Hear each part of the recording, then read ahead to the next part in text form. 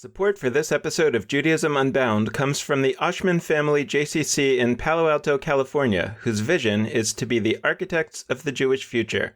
The Oshman Family JCC is an incubator for new expressions of Jewish identity. It creates innovative Jewish learning, celebrations, and arts programs that inspire personal connections to people and ideas from across the Jewish world. Learn more at www.paloaltojcc.org.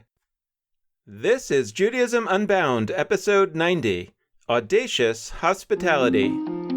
Welcome back, everyone. I'm Dan Liebenson. And I'm Lex Rofberg. And we are back in our continuing exploration of Reform Judaism, the idea and the movement in the lead up to the Reform Movement's biennial meeting, which is coming up in about a month in Boston. We talked with Rabbi Daniel Freelander, the president of the World Union for Progressive Judaism, about the history of Reform Judaism. And we talked to Rabbi Rick Jacobs last week. He's the president of the Union for Reform Judaism, essentially the leader of the movement in America, about the present of Reform Judaism and the current ideas animating the Reform movement. And this week we're going to be talking to April Baskin. She is the vice president of Audacious Hospitality at the Union for Reform Judaism. We're excited to get into understanding what that means.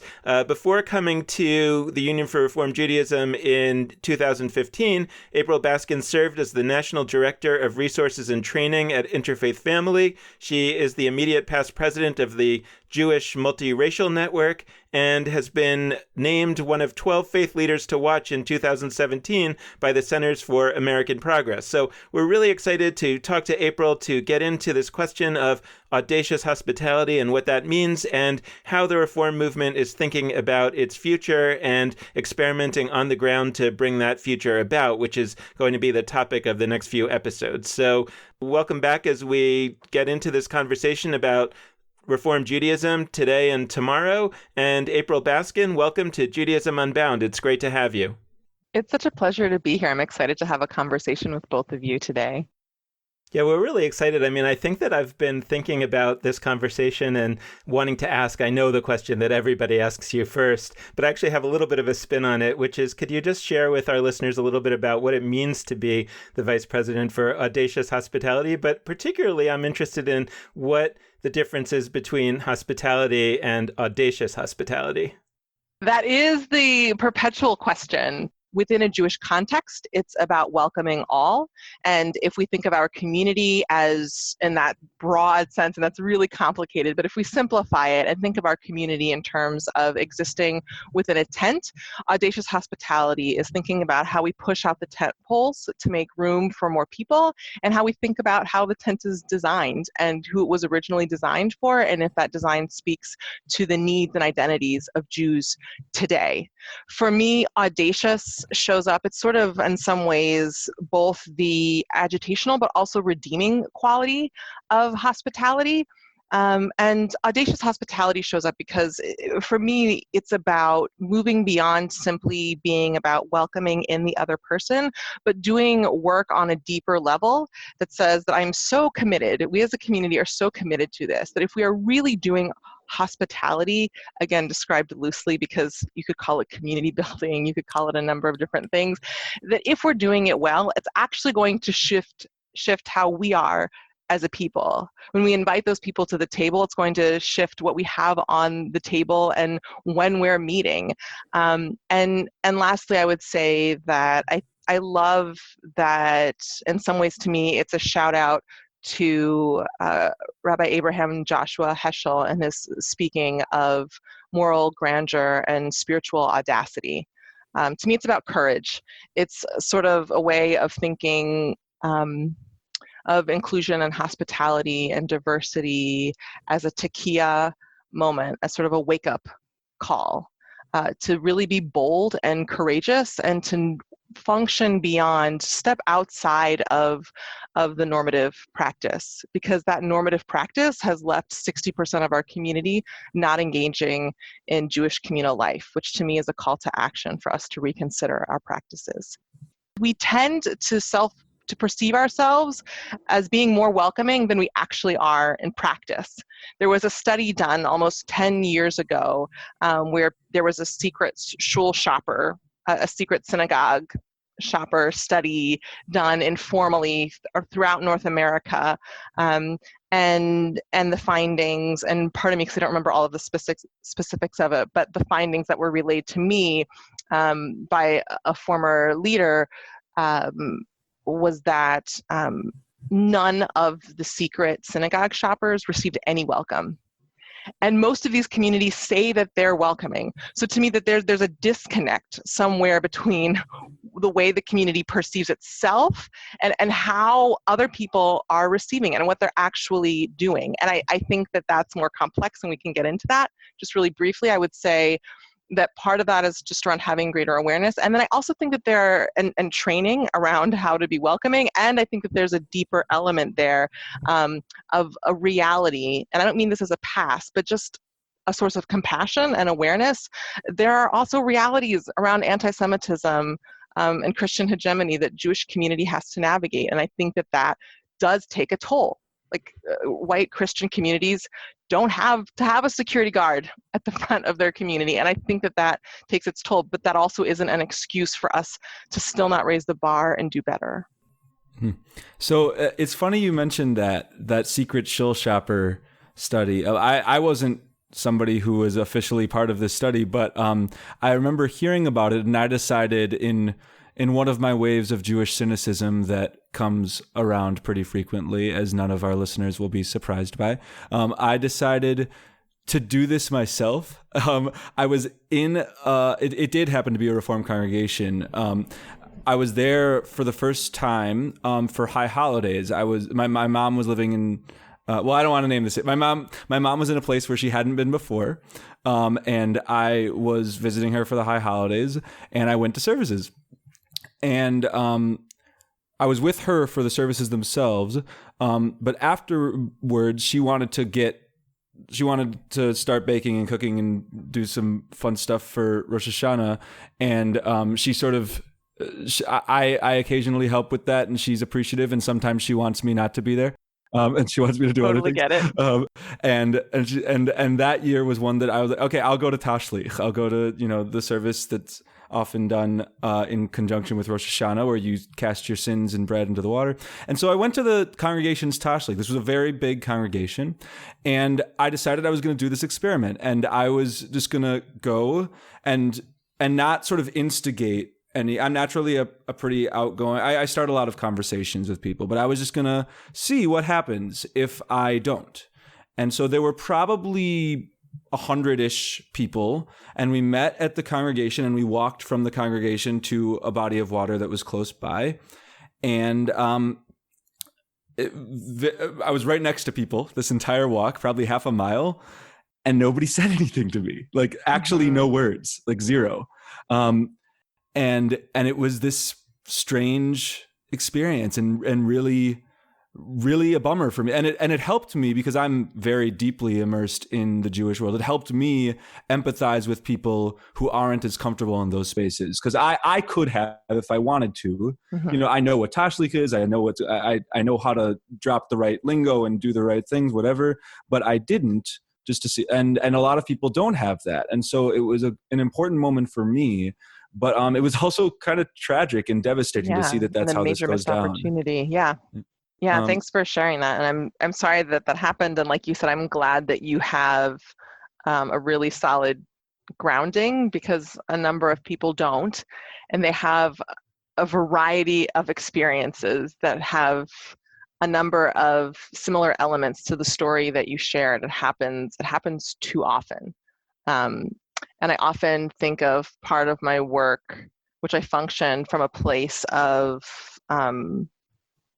non-judgment, but also of a real attempt at honesty and an assessment. And let's actually see what's happening here and analyze it and change our behavior so that we can get different results. And part of that is around taking proactive action, in my mind, and shifting some of these dynamics. And there are decades of hurt, of repeated experiences, ranging from this to people finding out. I have heard of, again, not coming from a place of judgment, but just like, we need this information so that we can properly analyze and diagnose the situation and take a different course of action. But I've heard from too many interfaith families that It goes something along the lines of a week before their child's bar bat mitzvah, they found out that one of their parents was not allowed to join them on the bima. And they were deeply hurt by that. And they'd been involved for a number of years, and they left and didn't come back, or some kind of version of that. And so I'm also navigating, so there's like the real-time issues, and there's a backlog of hurt that's very real, and that we need to find ways of addressing it. This gets me, this brings up the question that I was thinking about before, which is that when we're talking about this idea of being more welcoming, I'm curious sort of how you think about it, or how we should be thinking about it in terms of who are the people that we're trying to be audaciously hospitable to. You know, and at first, as I'm thinking about that, my mind is, of course, starting with Jews of color and intermarried people and and LGBT people, and we sort of get the whole list going. And then, as I was thinking it through, I was thinking, who actually is comfortable, right? Meaning like, especially in the Jewish community, right? Like, I'm just and it's a lot of trauma. There's a piece of there's a piece of that actually struck me in the response to our podcast, which surprised me also, where all of a sudden there were all these different kinds of people that were writing into us, telling us how meaningful it was to listen to this podcast, and all of a sudden I kind of realized that it's actually a majority that feels excluded, a minority that feels included, but the majority acts like a minority because they don't speak to each other, so they don't recognize that they're actually the majority. And so I'm just sort of curious, just both to talk in the more, let's say, obvious level of just saying, well, who are the groups that are primarily on the minds of the URJ as it's thinking about where our real work of hospitality needs to go? Because clearly that is groups like Jews of color and intermarried Jews, I think, intermarried families. But what are the other sort of groups that you've been thinking about, that you've been working with, that have had positive experiences with? But also that second question of, well, maybe the whole project is sort of a lot more interesting and different than we thought, because if it turns out that it really is a very small minority that feels included, that seems to be a major topic of concern and opportunity. Oh, Dan. So that's a great question, and we could take the whole hour on this alone. Like, I could break this down for you in so many different ways. We could parse this stuff out. So I have like 3 bullets here of different directions and places where I could go with this. I'll try to be concise with each one. So yes to everything you said, and that's why we said why we start by, in part, we start by saying that audacious hospitality is about welcoming all, for that very reason. I often, to give sort of a baseline, I think of our work of audacious hospitality as having 3 primary contexts. There is within the congregation, which is really important. There's a threshold, both physical thresholds as well as threshold moments, where people are first encountering when they're first walking into a community and trying out a tashlich or other high holiday service, right? And then there's the external outside stuff, both on land and online. And for me, I've been doing this work for a while now, and worked at Interfaith Family and with the Jewish Multiracial Network. And whenever congregations would come to me and ask for support around outreach, to me, the first piece of outreach is always just ensuring that the congregation has really meaningful and inclusive policies to begin with. Because especially in my role, I feel accountable to the people who I am welcoming into communal spaces. And if those spaces aren't ready for them, like, we need to pre-pave a path. When my colleagues at the URJ, or when congregations really want to do more effective work around, say, gender inclusion in terms of transgender individuals and gender nonconforming people, I often pause and say, well, is this conference ready to host them? Are we prepared to compensate them? Have we thought through just some of the basics around having an all-gender bathroom? Have we done the work that's necessary before they get there to ensure when they show up that it's a validating experience, that they feel seen and accounted for. And so similarly, that's not to say at all, as often is the case and as a challenge, one of the challenges with the name of this work is that Audacious Hospitality is not about being all things to all people all the time. It is about a baseline accountability and greater cultural awareness and social capacity and ability to navigate challenge and difference. But to loop back, so we have those three contexts just as a groundwork. And I often say that because to me, if a congregation is losing members, one, we just need to stop that trend. Like if the people who it was made, if it's not working for those people, I don't even want us to get to the other piece yet because we haven't dealt with the problem to begin with. And I think that we're dealing with the piece where there are so many people who are just barely in. We're just barely in, and I want that to change. I want our communities to shift, to be more relational, to be more agile, to be able to have conversations with people. And after 10 conversations here, oh, there's a trend. It isn't quite this simple, but often I think because of our analysis and our funding in the Jewish community, we miss the fact that if you ask people good questions and you just listen, they will tell you what they need and what they want. And if you deliver that, they will show up.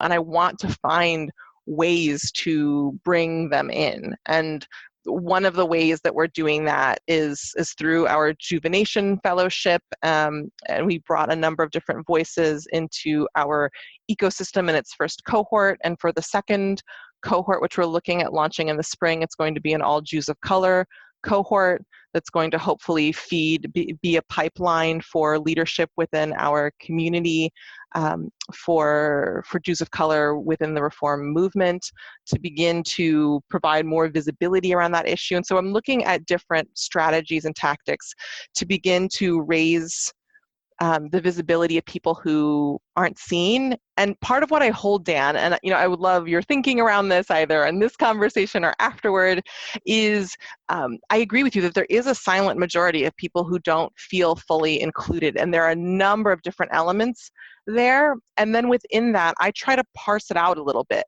to begin to distinguish. All of it is significant and is worthy of being addressed. But to me, I place a different level of priority around people who have chronically not been allowed into the space, who are not able to participate in life cycle events, who aren't getting a religious school education or an informal education because of financial or cultural barriers, or because their parents are consistently confused as hired help when they walk in. That is on, and I don't want to place it in a hierarchy, but that to me feels quantitatively and qualitatively different than someone's views being challenged, who still has access to all of the resources that the community has to offer.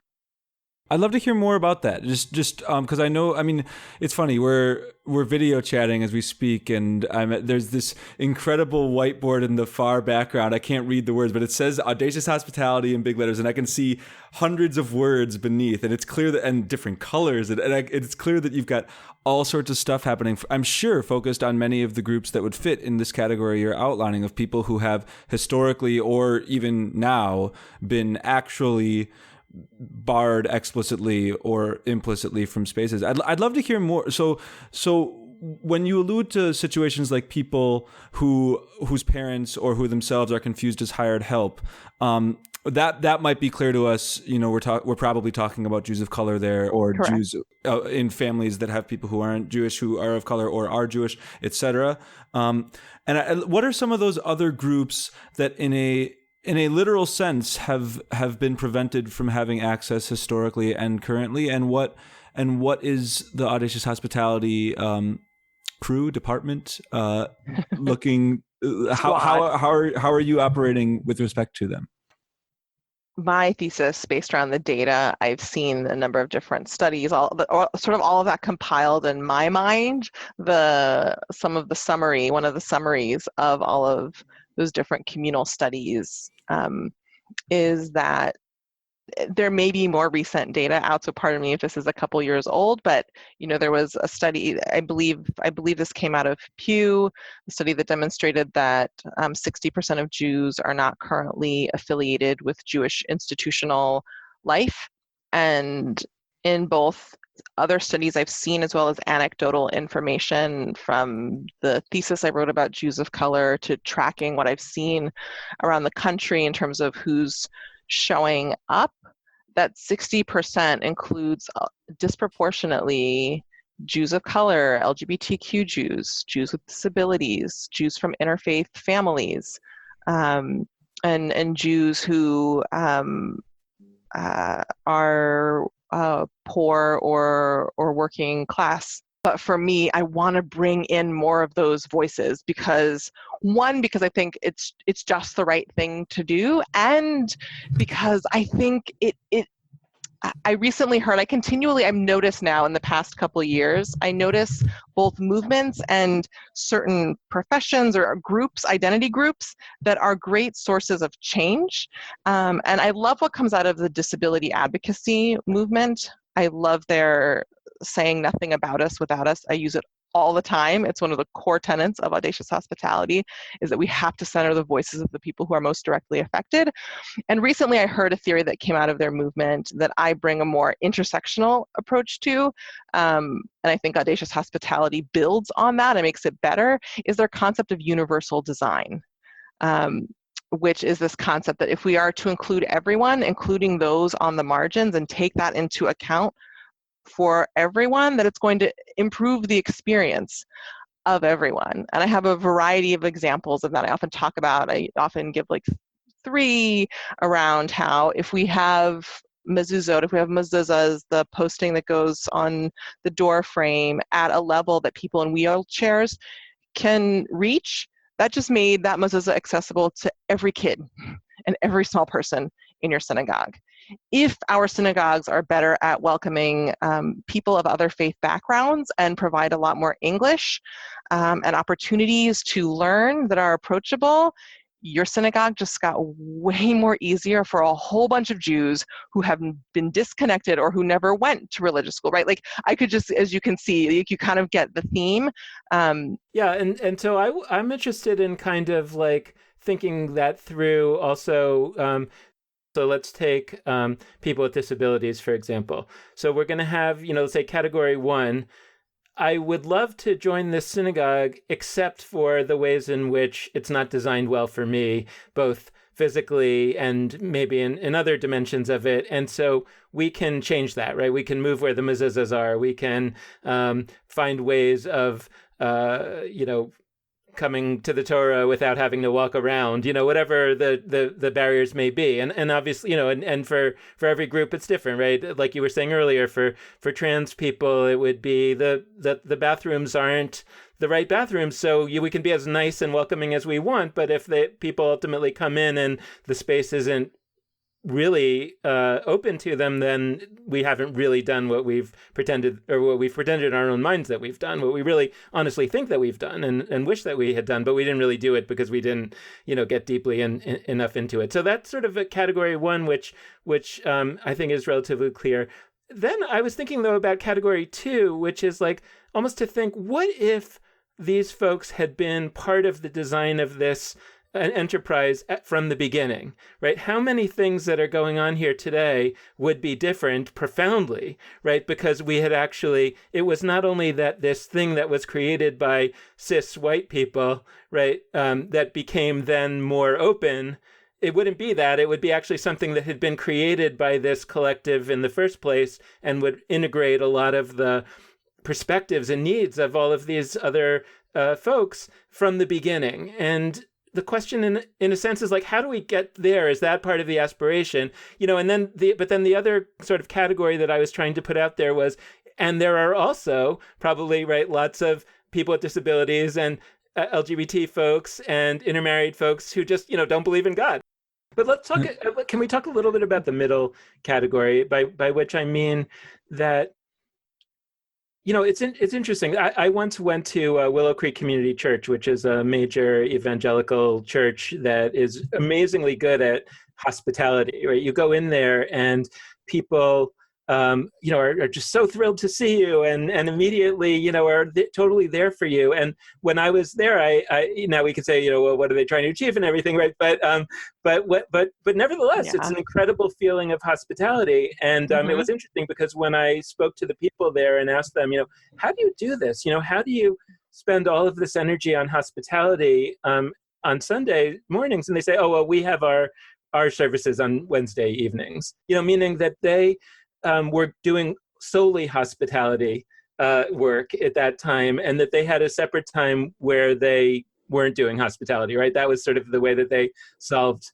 that challenge, right? And so, the point is that for this like first category of people that really they would be interested in what we're doing, but for the fact that they don't feel welcome enough, the question becomes, how can we really do it? How can we be so welcoming? But then there's the sort of, I think, what we would call the kind of privilege question, right? The fact that I think a lot of the people within Jewish institutions, synagogues and all sorts of other institutions, don't fully realize that in a way that's not even enough, right? Because in a way, it's not recognizing that the way that we're doing things today, the basic fundamental things that we're doing Jewishly, we wouldn't be doing them this way had those people been involved from the beginning. I'm in the throes of trying to navigate, if I understood your categories, both of those categories. And if I can refer to some of the literature material that my team has produced, we have 6 guiding principles of audacious hospitality that are based around midot, that are based around classic Jewish values, a number that are connected to Musar and the study, intensive study of Jewish values. And it starts with welcome. And it starts with like hachnasat orchim, of welcoming guests, and ohel patuach, an open tent. And I think that's often what people think audacious hospitality is. And there are 6 other values that we have that when I think of this work, this body of work that it entails, and where it lands, just to sort of cut to the chase, is around leadership and justice. And it's this concept that our leadership and justice work in the world is going to look very differently if we go through a process of truly having an open tent, of doing watchfulness and assessment, of taking time to do a lot of self-reflection, to take cultural competence and bias studies, studies to be aware of where we think we are versus where we actually land. Anyway, it continues through knowledge and self-awareness. Once we do an assessment around what we need, likely there's going to be collective learning that needs to take place in a community to begin to shift understanding. We need to honor diversity. This concept of kavod, which I love. I loved it as a Hebrew school teacher. I love it now. This idea of not only respect, but honor. If we really, it's not just about welcoming, like that's the common phrase, but in some of my materials, one may notice that a colleague pointed out at a Jewish social justice roundtable meeting the other day, in some of the materials that I shared, they found it refreshing that it actually didn't have welcome written anywhere. It was more about who's actually already here, who we're just not seeing, who if we notice them and acknowledge them and engage their talents and insights, we could begin to have different conversations. And the principles continue on through courage and compassion in the do area, where I call it sort of the when the rubber meets the road. There's a reason why some of these efforts haven't, it's not like there are very few concepts associated with the work of audacious hospitality that are new. It's just that we are trying to find ways of getting past the obstruction and the challenges that have prevented communities who wanted to make these changes before from doing them, is actually saying, what's happening here? Okay, we had a young person on the board, we had this initiative take place, and then it fell through, it didn't work out. Okay, so in this community, what do we need to work on? Young people's voices aren't being listened to. Like they're actually saying and leading, and that leadership isn't being met with kavod and trust and a willingness with experimentation. So let's figure that out. Let's pinpoint exactly what is getting in the way of us moving forward and finding ways of addressing it. And if we were to take, where would we be if Jews of color had been involved from the beginning? It's hard for me to even imagine. My reality as a Jewish woman of color is so not that. But I can tell you now what it looks like in terms of my leadership is beginning to shift the nature of the way we talk about it. To say, when we have these conversations, yes, we are still a predominantly Jewish community, but I want our community to begin to see itself as a multiracial Jewish community. And that is a very different place to enter a whole variety of conversations. I want to talk about, so this has come up in little bits and pieces here and there, but I want to delve in fully, because I think sometimes in the world of inclusion, hospitality, empowerment, whichever word in that world of work, the issue of economics often is not what we're thinking of first. We think of identity pieces, which is important for all the reasons that you've talked about so far, to really think about those groups that historically have been kept out because of identity. But I'm thinking about this a lot lately because, so I live in Providence, Rhode Island, and this is a question not just about one Reform congregation, it's about the whole Jewish community of this city. I can draw a mile, about a 1 square mile line, like square in Providence, and it encloses virtually all of the Jewish, the Jewish buildings, like the synagogue, the Federation, the et cetera, and it's in the upper middle class area of Providence, and I know partially because of my age, I'm younger, so I'm in touch with, I think, more people that aren't, in a situation where they're structuring families and living in that area. I mean, I know a lot of people who are in other areas of the town that some of them do want to participate in Jewish life, the category 1. If only there was stuff in their neighborhood, they would participate. Some of them aren't thinking about it at all, but maybe if there was something close by. And I look at the calendar of all of the institutions here, and I think, like, if I were one of those people who didn't have access to a car as I do, and who live, like, would I be able to participate in Jewish life at all in Providence? And it would be very, very, very hard. And so the question I'm asking basically is, A, if you can talk about how economics plays and location plays in the issue of hospitality, because it's sometimes uncomfortable to talk about that, especially with what we assume to be a suburban norm to Judaism that is not always a real norm, et cetera. And also, how does the work you're doing with individual Reform congregations link to sort of broader work that would be happening in entire Jewish localities across those denominational lines, and maybe even across, like, kinds of organization, like synagogues working with, community centers working with, et cetera? Socioeconomics is huge, and it's something that is challenging for us to talk about.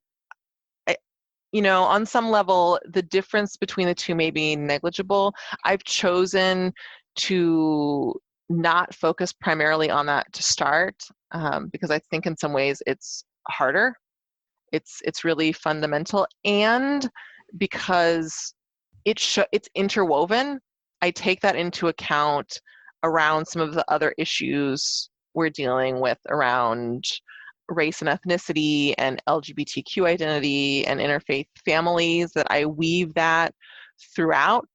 Because as challenging as that is for some, I try to remind people or let them know that in some ways it's also easier in some ways. Like, it's very concrete whether or not you're inclusive of some of those different groups, and that by beginning to account for some of those issues, which include issues around chronic unemployment and employment discrimination, whether it's around race or disability or gender or sexuality, that's sort of a backdoor way that I have of beginning to account for that. And by getting some of those different populations who have more socioeconomic diversity through the door, we can begin to have that conversation, because so I'm holding off. So that's an ongoing piece. I have it. I have buckets on my board. I have these like satchels of different groups, and I have like the diversity satchel and the life cycle one and the generational one, and socioeconomics is really big. And there's different levels of our work. A colleague of mine on staff, Gila, she looked over our materials, and I thought she said it really well, and we've used it since. And she's like, oh, like you have like mild, medium, and spicy resources here. And that to me is a spicy issue. And so part of what I attribute to me getting to where I've gotten is part around my work ethic, and is also has been a very high level of discernment and deciding what is the right amount of pressure and agitation that I think people are ready for, and moving them along and finding ways to move the dial forward, and then bringing more things up for conversation. A really practical answer, in part to response to what you just asked too, which I would add, is that we're also looking at, we've started to and want to ramp up some of our resources that are available online. And that's not a long-term solution. Part of me feels like a little icky, which is not to say that we're just going to avoid having hopefully it's very clear that I want us to tackle some of those issues as communities are ready to do it, or ready enough, or maybe not so ready, but close enough that we're just going to give it a go. And in the meantime, there are people who it's just been long enough. And so we need to find ways of offering introduction to Judaism online, and other hopefully programs as well. As we look at our next 2 years, we're reaching the 2-year mark. And so you're reaching me at a particular moment during this part of the year, in the second half of this year, where I'm both very much still in the throes of programmatic implementation, and I've also lifted my head up and I'm at a slightly different altitude and saying, okay, what's working so far, and where do we want to really narrow our focus to have a measurable impact on community. I like that mild, medium, and spicy metaphor, because I think it kind of gives a good sense of different ways to approach this stuff. And I would imagine, I mean, tell me if I'm right about this, that most synagogues of all denominations these days are probably more or less in the category where really it would be a big achievement if they took the mild sauce. Give us some concrete sense of what mild looks like as regards to various important populations. What does mild look like as regard to Jews of color? What does mild look like as regard to intermarried families? What does mild look like as regard to people with disabilities or LGBT people, et cetera? Great question. What does this look like in practice, and if we were to go through a progression? So I think it starts by a congregation identifying that they're interested in doing this work, and that they think their community has something to gain by it, and or that it's a fundamental part of their understanding of Jewish values, a range of Jewish values, whether it's B'Tselem Elohim, the concept that we're all made in the image of the divine, to a range of other values, some of which I noted earlier, and that they're willing to put some resource and time and support behind taking time to do this. So when someone from a congregation downloads our toolkit, there are a range, it walks through a number of different things. So it starts with all of these welcome resources, because I know how Jews are, and many Jews are ready to take action and they want to dive in, and they don't want to sit around. I mean, they want to do a little bit, they have need to know enough about process in order to understand, but once they get that, they just want to act. So we're letting them scratch that itch, and here's a greeter training, here are 10 practices you can do to help make your synagogue more welcoming on Shabbat. It walks through a number of different things, and then it goes into a deep dive. And one of the resources that I really enjoy, and that it has been well received by a number of professional and lay leaders in our movement, is our Audacious Hospitality Congregational Self-Reflection, which is a checklist and goes through about 6 different categories. That starts with connecting with members, and it has a parenthetical new, so connecting with new members, to interfaith families, encouraging the exploration of Judaism. How do we respond to people who either they're encountering Judaism for the first time or they're returning? It goes through other areas and includes, and so within these, there are varying levels of difficulty, and it allows a congregation to get an overarching sense. It's funny because for a number of the leaders with whom we've worked, they see it as a very long document. And to me, it's a distillation of assessments. I could have produced an assessment that is as long as this one about each one of these subjects.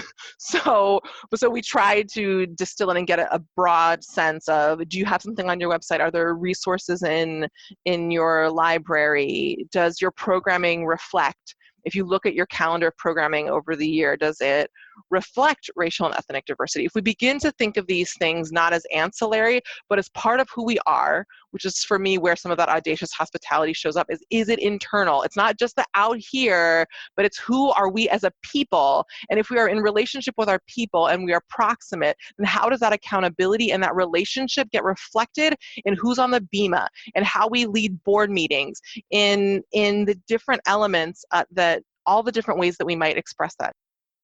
So I'm thinking about, maybe this is sort of goes to spicy, but I'm thinking about how, at least to some extent, the history of LGBT Jews over the last however many decades has been one where, not by choice, they created their own synagogues. Mm-hmm. And I think that gave them a certain amount of cohesion and power, ultimately, that when certain things changed in our society, were able to be used as a way to come into non-LGBT synagogues, regular synagogues that have been around for a long time, with some sense of power and confidence. And when we look at other groups, they seem to come into our synagogues one or two at a time, typically. Mm-hmm. Yep. And so obviously, step one is to recognize that and to become profoundly concerned about the welcoming and the audacious hospitality, and make sure that even if folks come in one or two at a time, they are welcomed. And maybe, as I'm thinking about audacious hospitality versus hospitality, in my mind, it's like hospitality says, you're welcome in my space.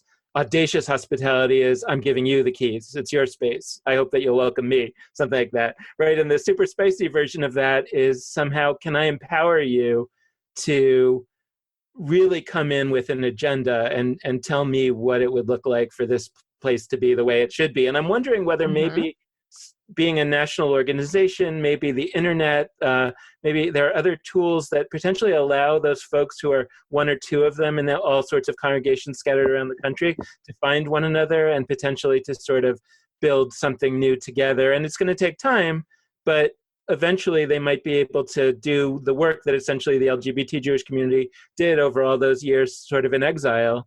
And I'm wondering if some of that's going on, if some of that's on the agenda, how you think about that. It fundamentally the innovator's dilemma, which is, how do you get the sort of relatively content people that are, want the synagogue to be how it always was, how do you kind of move them off their, even if it's, how do you move them off their comfort? And even with the best of intentions, it's hard to do that when you're just one or two people coming in. So I just don't know what to do with you right now, Dan. I'm like, are you a mind reader? Like these are such awesome questions. This is so great.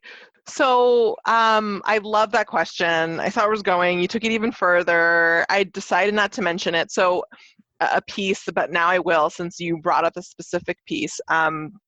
Going back to some of the misguided ideals that I find our community has, one of them is around an aversion to affinity groups, or really, and I think a part of that has to do with the legacy that this country has around segregation.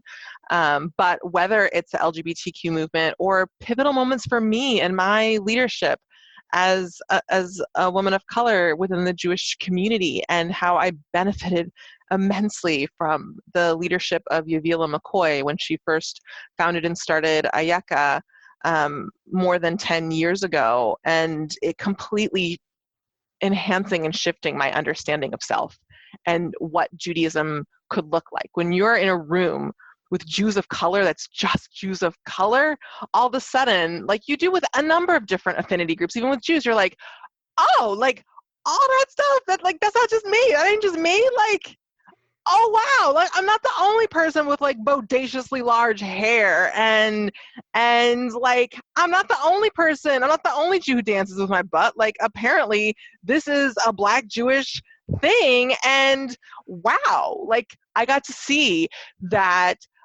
the observance of halakha, of traditional Jewish law, looks different with women of color. It looks like dancing to Kanye West and to Parliament, and to have this world opening experience for me. I got to see firsthand. And I remember thinking when Yavila was first coordinating one of these events and I was brought on to be on the advisory team, and she said it was going to be only Jews of color, I remember thinking somewhat irrationally, like, oh, my mother couldn't go. It was going to be in New York. My mother lives in California. That makes no sense.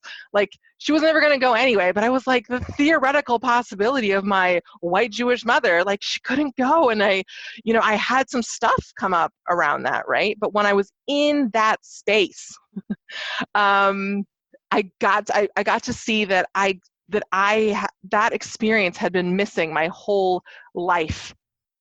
I wanted to flash back to your Yavila McCoy moment. And I wanted to selfishly focus on me for a second and think about Sure. my own Yavila McCoy kind of moment. And for me, I'm very privileged. I should name that. I come at this as a white guy with two Jewish parents, with never been questioned whether my Jewish identity has never been questioned. I have all sorts of privileges. The intersection I come at this from is that plus in an interfaith relationship. And so my Yavila McCoy moment, basically what I'm getting at is, to some extent, I don't know if my Yavila McCoy moment has happened. I don't know if I've had that person who is like a big prominent leader, and is speaking from their place of being in an interfaith relationship. There are a few such people in some corners of the Jewish world, but the closest thing I think of to a Yavila McCoy moment is actually not from like the Jewish world, quote unquote. It's from the TV show New Girl. I don't know if for listeners who might watch, it's a TV show about a bunch of friends who live together, and one of them, the Jewish guy, his name is Schmidt on the show. You don't find out his first name till like the 5th season. He gets married to a Hindu woman, and it's this beautiful, incredible ceremony. There's nothing at all about any baggage about parents being upset about it, or it's just happy and it's just great. And for me, that's the closest thing. And I look at our Jewish world, and when I look at the interfaith program we're doing, we don't seem to have yet fully internalized nothing about us without us. We seem to still be in that mode of, okay, we folks who aren't intermarried or interpartnered or interdating, etc., are going to teach people who are stuff about Judaism, etc. And I look around and I don't see that many spaces, even in very progressive spots, where like, this is an interfaith space. This is for people who are in those interfaith relationships. And like, I guess I sort of have a pitch. So like let's hear it. It'd be really cool if, the sequel to this this incredible Jews of Color fellowship that you're describing is some fellowship specifically for people who are in interfaith relationships, not just to be welcomed, but to lead, to be the ones at the front of the table, with the agenda at the table, as we've talked about, different proverbial, and be out about it. Yeah. Movement, right? That was mostly a statement. I'm going to now turn it into a question in a semi inauthentic way. But so what do you think about that pitch? And how do we take those next steps where interfaith folks are not just, welcome ease, but welcome-ers, if that makes sense? Yeah, I think that's a phenomenal pitch. And that's actually precisely why we created the Juvenation Fellowship to begin with, believe it or not. The fellowship program's seed funding came from the Avenues to Jewish Engagement for Intermarried Couples and Families Matching Grant Initiative in honor of the 2015 Genesis Prize laureate Michael Douglas.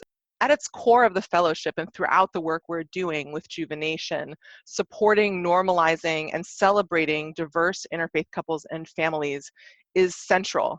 It's so central in some ways that it's almost invisible, because the way we chose to approach it, at least initially, and it's interesting because as I'm thinking about your question, when we created the fellowship, it was at a particular time period and cultural moment for our community. And now 2 years later, the conversation around interfaith couples and families has been pushed to the fore in a more dramatic way. And we have one explicit interfaith project that's called Spiritual Autobiography. There are a few Jews of color, Mizrahi Jews, people engaging in Jewish mindfulness, covering a range of topics that are engaging people who are in interfaith relationships from a range of angles.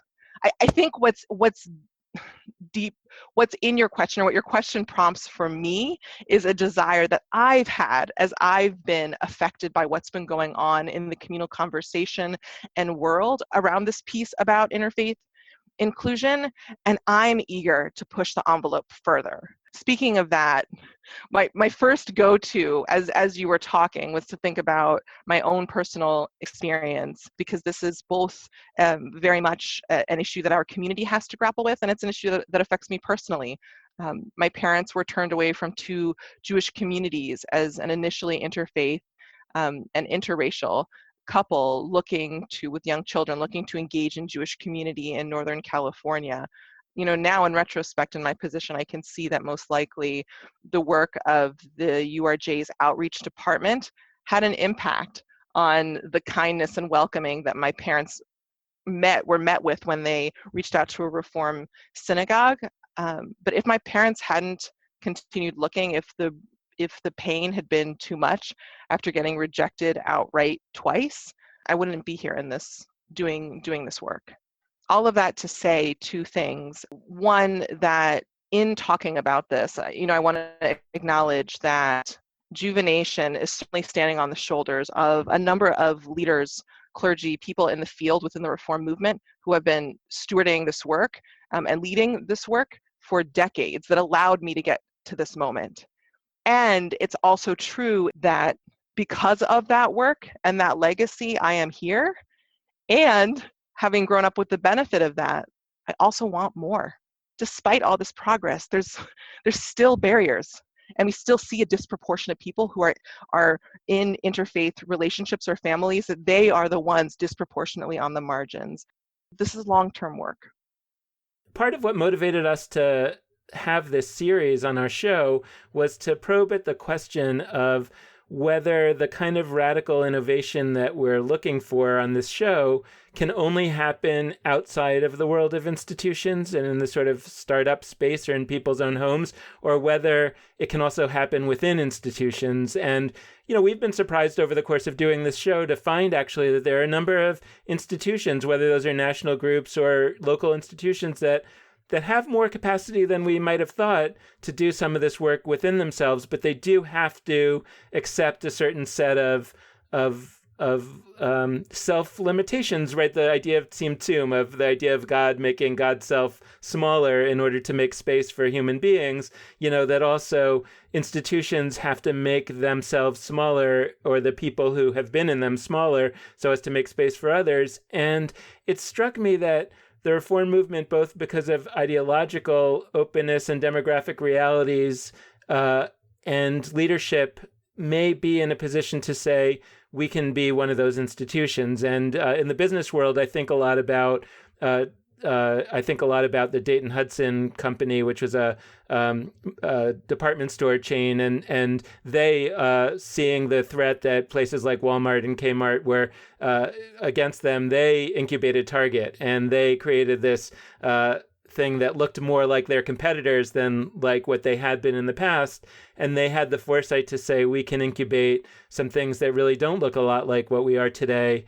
And if it works, then that is another exciting direction. But we can only get there we're not going to get there through small changes. We're going to only get there if we can incubate some of these new ideas in a powerful way. So, I as we sort of close this conversation, I'd love to know what you think about that. Are there things that we haven't asked you about that you think are really important to say? But ultimately, I don't know that there's an answer to that question, but I think it's a really exciting possibility to explore. And I'm really grateful for you to have put out some of the ideas for us today. How I would respond in closing is to say that, as I guess is kind of obvious since I'm in this role, is that I'm not someone who's discounting the role of synagogues in Jewish institutional life, because in my mind, and admittedly, and so far it's going well. Like, we're just at the outset. We're just 2 years in of work that's going to take a long time.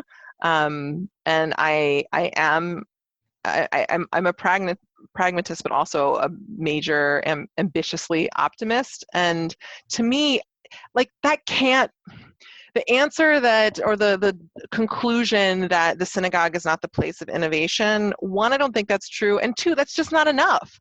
Because what that means to me is a bunch of people I love don't have a place in Jewish life. And that's not in a core part of Jewish life. And that's not acceptable to me. I came into this role as a leader and a dreamer, and someone who grew up within the reform movement and saw the capacity for this movement to lead on some key issues. And if we're really able to convene conversations that can be productive and honest and transparent, I'm hopeful about what's possible. Because to me, there's a certain, I want to say this carefully, there's a certain amount of something that it's easy for someone who has had access to synagogue life and to institutional Jewish life to dismiss it. And part of my work, not only, but an important part of my work is being a voice for people who have not had that opportunity, and who find meaning in it. And through those individuals, I think that there is an opportunity for, it sounds over the top, I'm just going to say it, like, I think that there is room and opportunity for there to be a renaissance in Jewish institutional life, because a number of people who are on the fringes are vibrant and interesting and brilliant and have a tremendous amount of grit. And there's a number of things that we should change so that they don't have to keep tolerating it. But I have spent tens of hours crying and processing the pain and racism and different things I have encountered. And I am still here. And there are literally thousands of Jews with all different kinds of identity all over the country. And my hope is that as we build momentum and as we build more infrastructure in this work, we can connect with more and more of those people to move these important issues forward together. Wow. Well, thank you, April Baskin, for joining us. I feel like to have in one conversation the amount of sheer passion and enthusiasm, along with a call for the empowerment of people to dance with their booties, I feel like is not totally what I like. It's not something that happens every single show. So thank you for bringing that. And it's been great to have you on. My pleasure. Thanks again to April Baskin for joining us, and thanks to all of you out there for listening. We want to close out this episode in the same way we always do, by encouraging you to be in touch with us. And there are a few ways for you to do that. First, you can head to our Facebook page, Judaism Unbound. Second, you can check out our website, judaismunbound.com. And last but not least, you can always hit us up via email at dan@nextjewishfuture.org or lex@nextjewishfuture.org. The last plug we like to make is that you can always support us with a financial donation, either on a monthly basis recurring or just one time. And you can do either of those at judaismunbound.com/donate. So thanks so much for listening. And with that, this has been Judaism Unbound.